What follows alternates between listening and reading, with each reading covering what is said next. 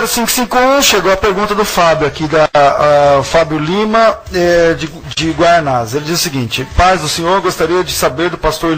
Você é pastor? Ele está dizendo pastor, mas é professor. Ou doutor. Licurgo, sobre como ele responderia a grande questão filosófica de Epicuro.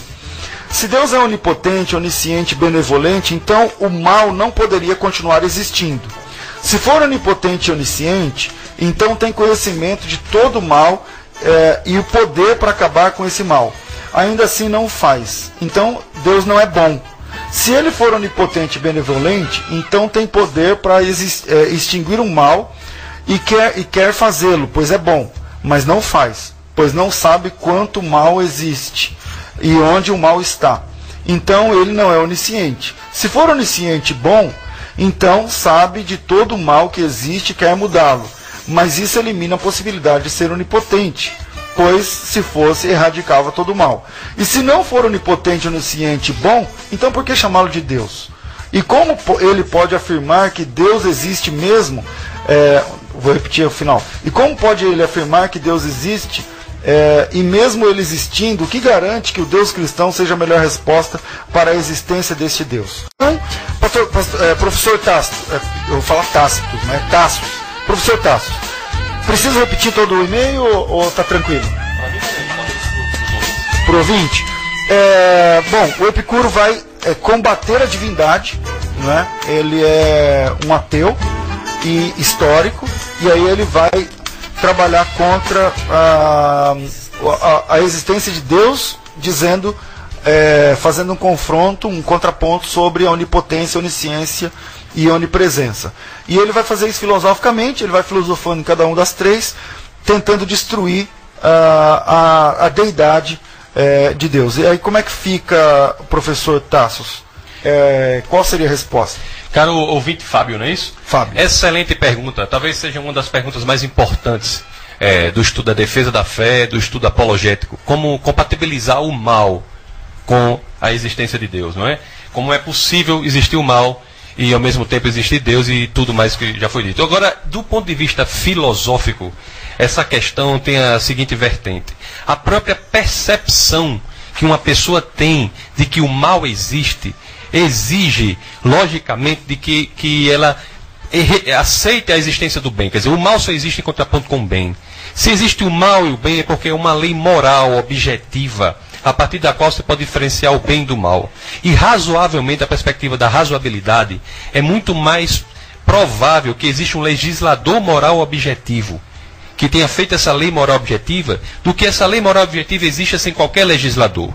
Então, do ponto de vista da razoabilidade, do ponto de vista unicamente da intelectualidade, você há de convir comigo que você só é capaz de perceber o mal no mundo porque você também percebe o bem. E você só é capaz de diferenciar o bem do mal porque é uma lei objetiva que diferencia o bem do mal. E você há de convir comigo que é muito mais razoável você conceber a existência de um legislador moral objetivo do que conceber a existência dessa lei sem um legislador moral objetivo. Então, perceber o mal, em vez de ser, como parece ser para alguns, um argumento para a inexistência de Deus, é na realidade um argumento a favor da existência de Deus. Agora, como Deus é onipotente e o mal ocorre? Ora, não necessariamente a onipotência exige que a pessoa haja obrigatoriamente. A onipotência é a capacidade de agir se quisesse agir. Não é? Se fosse agir eventualmente. É possível que o ser onipotente permita a existência do mal sem que necessariamente quisesse que aquilo acontecesse. Então, não, a existência do mal não é, portanto, do ponto de vista da lógica, da razão, um obstáculo à existência de Deus. Uma outra perspectiva pela qual essa pergunta pode ser abordada é a perspectiva existencialista. Eu abordei pela perspectiva filosófica, mas da perspectiva existencialista há um grande problema para aqueles que acham que não há Deus e existe o mal. Para essas pessoas, se não houver Deus, o mal é fruto do desprazer e do sofrimento, enquanto o bem seria fruto do prazer. Agora, ocorre que, se você olhar ao nosso redor hoje em dia, classes sociais como as mais elevadas, por exemplo, estão sendo acometidas, sofrem veementemente com problemas como de depressão, tristeza profunda, etc, etc. Como isso seria possível num ambiente unicamente materialista? Além do mais, nós devemos dizer o seguinte: como diziam ateus clássicos como Sartre, Nietzsche e tantos outros, no mundo sem Deus, o mundo não tem sentido. Não faz sentido, portanto, você estabelecer valores axiológicos, valores de moralidade para um evento que seria, no mundo sem Deus, um evento unicamente natural. Então, a sua própria percepção, para terminar, resumindo, embora de forma compendiosa a resposta tenha sido dada, a própria percepção da existência do mal é, na realidade, um sintoma de que Deus existe. Porque no mundo em que nós seríamos fruto unicamente da matéria mais sorte, nós não teríamos essa capacidade de saber o que é bom e o que é mal. Nós não teríamos como saber quem agiu melhor, Hitler ou Madre Teresa de Calcutá. A outra parte da pergunta do Fábio é: e como ele pode afirmar que Deus existe, e mesmo ele existindo, o que garante que o Deus cristão seja a melhor resposta para a existência de Deus? Excelente pergunta, Fábio. Fábio é um autor de excelentes perguntas, não é? Fábio é terrível. E essas respostas que você está falando, em alguns minutos já fica no ar em áudio no blog dele. Amém, amém. Vamos lá. Para a honra e glória do Senhor, não é? Amém. Fábio, o que eu tenho a dizer a você em relação a isso, a você em relação a esse assunto é o seguinte: no que diz respeito à existência de Deus, aquilo foi a primeira parte da pergunta. Você identificar o mal é um sintoma de que Deus existe. Agora você tem razão. A identificação do mal não é um sintoma de que o Deus cristão existe. É um sintoma de que Deus, um Deus com certas características, até cientificamente nós podemos demonstrar que essas características é a temporalidade, não espacialidade, imaterialidade, que esse Deus é extremamente poderoso, que esse Deus é pessoal, que esse Deus é inteligente e tem um projeto. Isso cientificamente é extremamente razoável de demonstrar isso. Agora, por que esse Deus é o Deus cristão? Ou por que esse Deus se manifesta por meio das escrituras cristãs? A resposta para isso, meu caro ouvinte, e já posso dizer amigo Fábio, pelo menos do ponto de vista intelectual, já é um amigo, amigo Fábio, é o seguinte: o cristianismo, e essa resposta se dá pela vertente da Bíblia e pela vertente da confiabilidade da Bíblia e pela pessoa de Jesus Cristo. O que é que eu quero dizer com isso? A Bíblia é um livro singular e único comparado com qualquer outro livro da antiguidade. Para que você tenha uma ideia, amigo, como diz Ravi Zacharias, um grande apologista, ele diz o seguinte: o que é a Bíblia? A Bíblia são 66 livros escritos por cerca de 40 autores num período de 1500 anos, 15 séculos. Não é? Há livros sobre literatura, pensamento sistemático, pensamento teológico. E não há uma só contradição desses 66 livros escritos em lugares tão distantes, tão diferentes, em lugares tão diferentes que alguns livros foram escritos no deserto, como é o caso de Moisés, alguns livros foram escritos em palácios. E não há contradição nesse livro, isso é um recorte que não é alcançado por nenhum outro texto.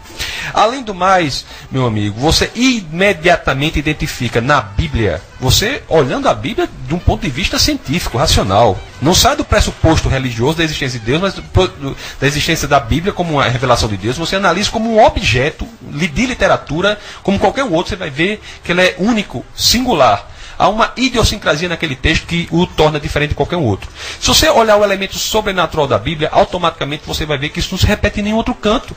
Você veja o que Daniel fala nas profecias de Daniel, você vê a questão do Império Romano, 3 séculos, 300 tantos anos antes disso acontecer. Você vai para Isaías e Zacarias, você vê a questão da morte de um homem muito tempo, 800 anos depois. Então, isso automaticamente você identifica na Bíblia um elemento extremamente sobrenatural. Mas a Bíblia que nós lemos hoje é a Bíblia que foi escrita dessa forma? Mesmo nessa pergunta você tem uma resposta que é campeã comparada com qualquer outro livro da antiguidade.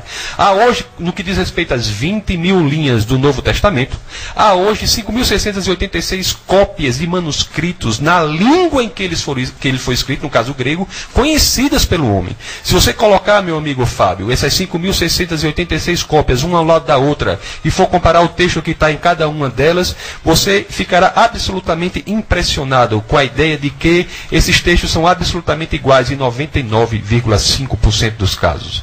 E no 0,5% de discrepância, 80% desses 0,5% 7% de discrepância é unicamente o que diz respeito a questões de pontuação e ortografia. Isso é um recorde absolutamente incrível se comparado com qualquer outro texto. Você pegar o texto de Platão, por exemplo, diálogos de Platão, eles são baseados em 7 cópias manuscritas. O qual é a importância de nós termos 5.686 cópias conhecidas do Novo Testamento? É o seguinte: se qualquer que detenha uma dessas cópias alterar qualquer um dos textos, haverá 5.685 cópias para denunciar a alteração que essa pessoa fez naquele seu manuscrito. Então a Bíblia que você lê hoje, pode ficar tranquilo, meu amigo, é absolutamente idêntica à Bíblia que foi escrita naquele momento. Ademais, outra questão de por que esse Deus é o Deus cristão, porque a Bíblia é um texto mais confiável já produzido na história da humanidade. E por que essa pessoa é o Deus cristão? Temos mais argumentos no que diz respeito à pessoa de Jesus Cristo, só para demonstrar os argumentos principais.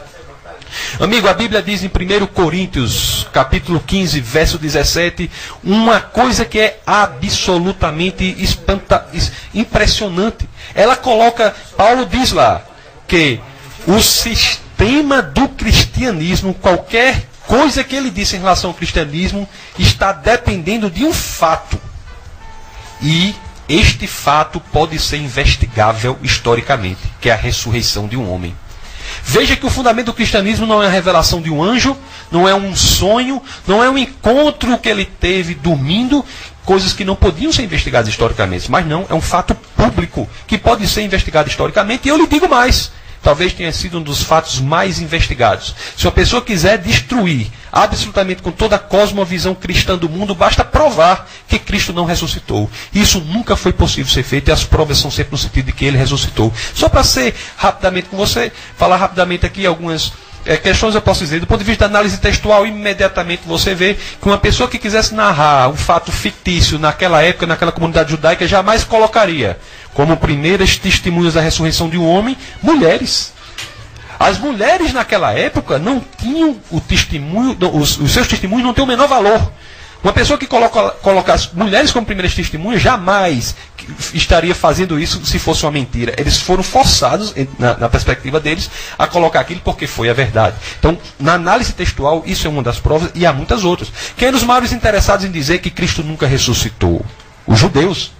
Não há um só relato judaico da época que diga que o túmulo não estava vazio. O que eles alegam é que os discípulos tinham subtraído o corpo. Se você for analisar essa hipótese, meu amigo, imediatamente você vai ver que essa hipótese não prospera. Vamos ver, será que os discípulos teriam subtraído o corpo de Jesus? Vamos analisar essa hipótese. Você pegue todos os discípulos que antes da ressurreição eram homens, posso até dizer, fracos na fé. O próprio Pedro negou Cristo 3 vezes, não é?